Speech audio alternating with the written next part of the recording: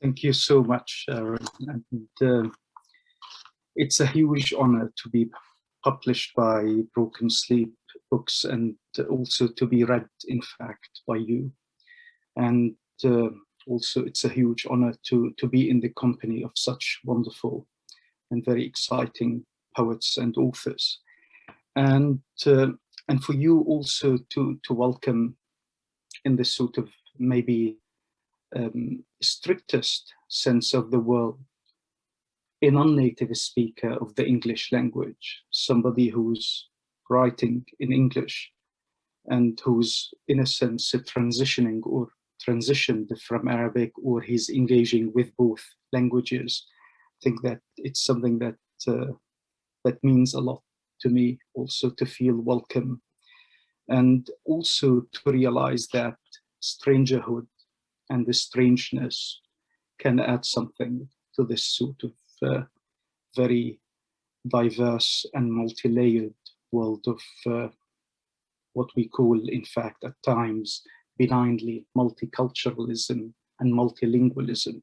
So thank you so much. First, it's, in fact, the book itself, I would say, maybe is premised on two notions. The very first notion is, in fact, the meaning or the etymology of the word language in Arabic, and how the term itself is inherently incomplete. So for me to engage with English and to write in English, in a sense, I'm continuing that legacy, that for me, this is how I see incompleteness from the Arabic language to English. As a Palestinian who was born and brought up in a refugee camp in North Lebanon, Baddawi camp, and who arrived in the UK as an asylum seeker. So to be born as a refugee and to arrive here as an asylum seeker, in fact, my legal status was in reverse. So I had now to move from the asylum seeking category to refugeness and then to become a citizen. So this is, in fact, a book that talks about the camp, about my place, and also my time, and where my family are still based, and where I go and do work and visit. But also it's about different encounters, which, in a sense, perhaps question the ways in which we see intimacy and we see coercion at the same time. And these encounters, for instance, with the Home Office and how we write and we engage and query our existence, but without also delving deeply into this sort of sensationalist and the personal. So it's about hovering, in a sense, over something or touching on it, but without touching it. And I'm going to start with fingerprinting, and the poem itself talks about my very first encounter with an immigration officer, but also it discusses, in a sense, what we call places of intimacy. Fingerprinting. She did to me what a friend would normally do for a friend, or a lover for another lover. She held my hand very tightly. When I looked at her, my fingers were above the scanner. My flesh was scanned, and so was the air around us. I thought of looking her in the eye again, pretending that we were in love. And in that room where asylum seekers and suspects gather, it was our opportunity to embrace one another while the machine was doing its job. I gave my fingerprints and left. Every time I think of that moment, I feel the need to go back to that terminal and ask her what it meant to touch a stranger. So, and this, of course, is juxtaposed with my holding my mother's hand. My mother is illiterate. In fact, the only thing that we managed to teach her as a family is how to write her name. And mainly because as Palestinians, we receive rations from the United Nations on a monthly basis. And at times you have to either give your fingerprints or sign. And because we wanted, in a sense, to raise the status of my mother, because we wanted her to sign and to show people that she can, in fact, write down her name. The title is her name. I held my mother's hand firmly as she was trying to write her name for the first time. My hand clutched hers without realizing that was a genuine and yet necessary demonstration of intimacy. There was no eye contact between us. The only thing we were both able to see was her slightly trembling and untidy name imprinted in graphite on the first page of my notebook. And from these, I would like to move to, to a very direct, perhaps poem or a series of fragments which deal with the question of the archive in a refugee camp and how we tend to be visited and yet we're not allowed to visit. And I've written about extensively, I've written about anthropologists, for instance, coming or descending into these places and interviewing us and then leaving, in fact, with cassettes of our voices. And so these are things that interest me. But before I move this, I would like, in fact, to read, I'll begin with anthropologists, and I'll try to, please forgive me, and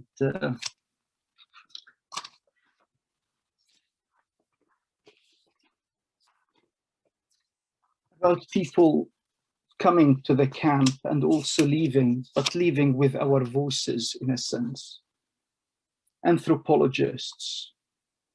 I know some of them are friends, but the majority are enemies. Upon the doorstep, you observe what they observe with a lot of care. You look at them the way they look at you, curiously and obliquely. You suddenly develop a fear of imitating them whilst they imitate you. You worry about relapsing into one of your minds while sharing mundane details with them. Sometimes I dream of devouring all of them, and just once, with no witnesses or written testimonies.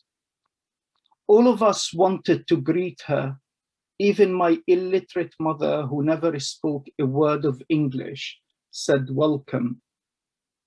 After spending hours with us in the same room, she left with a jar of homemade pickles and the 3 full cassettes with our voices. And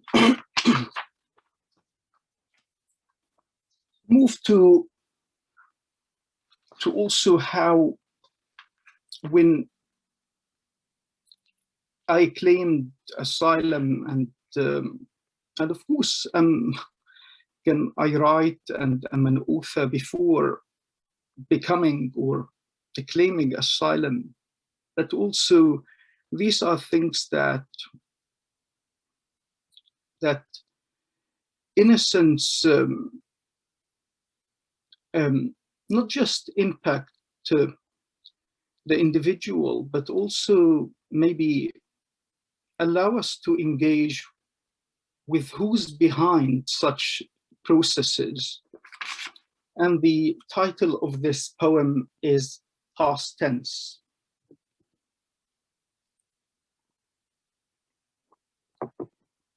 They asked him to strip off all of his clothes while discussing his asylum claim. The uniform was loose on him, 2 sizes bigger to accommodate his solitude. The being is being strangled somewhere nearby. On their way to court, they disposed of him and his documents. He never paid any attention to numbers. They called it his room so he could commit suicide in a private. The last time they called his name, he was not there. His shoes had new soles. He enjoyed photographing feet, including his own. His title was written in bold. His name looked faint. The interviewer failed to conjugate a verb in the past tense. He opted for the present tense instead. He saw term, terminate, and terminal on the same page. He landed unscathed. His only injury was mental. In the end, he claimed asylum.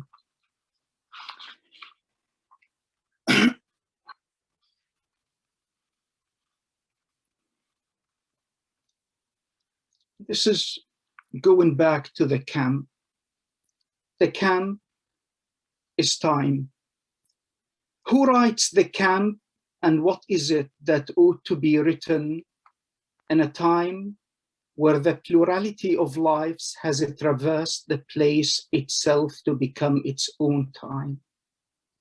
How will the camp stare at itself in the coming time, look itself in the eye of time, the coming that is continually pending, but with a face, a human or otherwise, that is defaced? The camp is a time more than it is a place. Upon and above its curves, time remembers its lapses to the extent that it is its time. The one whose time is one that it preys on a body that is yet to be born. In a crucifying time, neither it nor we can recognize the crucified. God, incinerate the camp, save the dialect. God, incinerate the camp, save the dialect. The incinerator of time is the camp. What is it that makes a sight worth a sighting when the seer can use his eyes alone for an enormity that no eyes can actually see? Is it the camp, or is it its time that should be returned to its body, to reclaim its body as a dead thing with multiple previous lives and none? I write for it knowing that this is the last time that I write for it. Herein the time is last and the last. It may belong to a no beginning, no end, but what it definitely has is its camp. The camp is time, and time is the camp. The possessive is what possesses the guilt that it transcends all guilt, and yet coexists with itself until it becomes an event in its own guilt. But is it my camp? In time, the mask takes off its mask. The foot that it threads is also time. In time, we impregnate time with its time. Time gives birth to nothing. The nothing that is raging nearby is our only time. Time, tell us where your private parts are. In the camp, time is hung like a threads of a dried okra. And to conclude, to read just one more thing. I do hope, Aaron, that I've got just a couple of minutes.